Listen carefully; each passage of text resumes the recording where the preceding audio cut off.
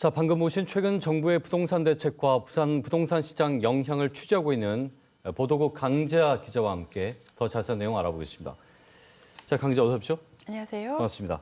자, 일단 정부의 이 부동산 정책이 이 얼어붙은 시장을 좀 누그러뜨릴 수 있을지 주목을 받고 있는데 이 재건축 패스트트랙 정책 핵심이 일단은 안전진단 완화인 것 같아요. 이게 실제적으로 이 도움이 되는 겁니까? 네, 분명 도움이 됩니다. 지금은 재건축을 시작하려면 아파트를 지은 지 30년이 지나야 하고 또 안전진단부터 받아야 합니다. 예. 이걸 통과하지 못하면 아예 시작조차 힘든 건데요. 네네. 안전진단은 4가지 평가 항목이 있는데 제일 중요한 건 구조 안정성입니다. 건물 기울기와 기초 침하, 하중을 받칠 수 있는 능력 등을 보는 건데 예. 쉽게 말해서 건물의 안전을 보는 겁니다.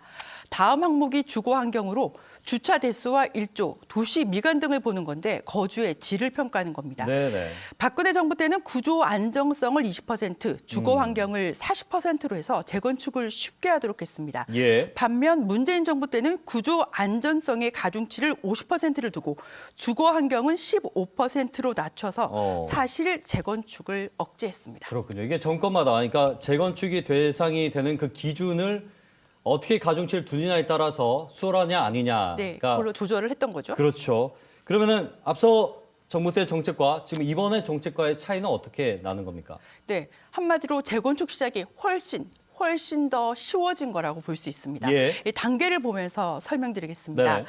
예, 기존에는 안전진단을 통과해야 조합 설립도 되고 재건축이 시작되는 건데 재건축 패스트트랙을 적용하면 우선 정비구역 지정과 조합 설립부터 하고 그 뒤 특히 사업 시행 인가 전에만 안전진단을 받으면 되도록 미뤄준 겁니다.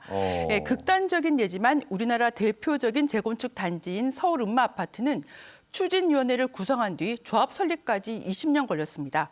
이렇게까지는 아니지만 사업을 추진하는 동안 자연히 아파트가 노후하면서 네네. 안전진단을 굉장히 쉽게 통과할 수 있다는 이야기입니다. 그렇군요. 이제 안전진단이 사실은 이제 재건축의 이제 뭐 대못이라고 가장 중요하고 가장 먼저인데 까다로웠으니까 굉장히 까다로웠죠. 그걸 이제 사업 계획 승인 받기 전까지만 받으면 되도록 네네. 그 과정에서 이제 완화됐다라고 우리가 이제 얘기할 수 있는 거죠. 그러면은 이렇게 대폭 절차가 줄어들었다. 이게 순서가 바뀜으로써 일단은 준공 후에 30년이 넘은 아파트는 다 반기고 있다. 이렇게 봐도 될런지요? 네, 그게 그렇기도 하고 아니기도 합니다. 이 패스트트랙이 나오자 동부 상권의 노후 아파트들은 반기고 있습니다. 예. 안전진단 기간에 여유도 생겼고 진단 비용 마련도 수월해지기 때문입니다. 예. 그러나 원도심은 좀 다릅니다.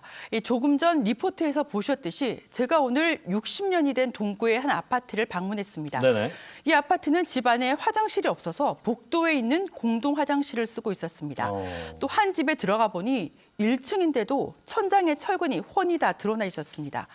이 아파트는 30년 전에 이미 재난위험시설 D등급을 받았습니다. 예. 하지만 재건축은 지지부진합니다. 안전진단의 문제가 아니라 수익성 때문에 진행이 안 되는 겁니다. 또 비인기 지역의 20층이 넘는 아파트들도 수익성 때문에 쉽지 않습니다. 예. 또 최근 아파트 공사비가 크게 치솟은 데다 미분양 아파트가 증가하고 있고 추가 분담금, 인구 감소 탓에 부담이 점점 커지고 있습니다. 예. 그래서 안전진단에만 초점을 맞춘 이번 재건축 패스트트랙은 동부 상권의 인기 지역만 수혜를 보는 양극화 정책이라는 우려가 나오는 겁니다.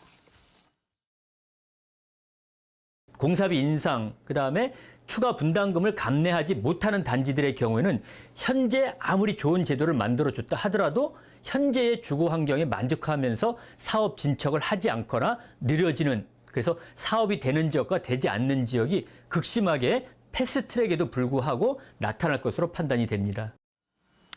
예, 재건축 패스트트랙법이 선거를 의식한 인기 영합 정책이라는 비판을 피하려면 원도심과 또 비인기 지역의 재개발, 재건축 대책도 함께 고민해야 할 것입니다. 시장을 좀 활성화시킨다는 점에서는 일단은 좋겠지만 무엇보다 정말 실고자 하는 사람들에게 도움이 될 수 있는 정책적인 보완이 있어야 되겠군요. 네, 그렇죠. 알겠습니다.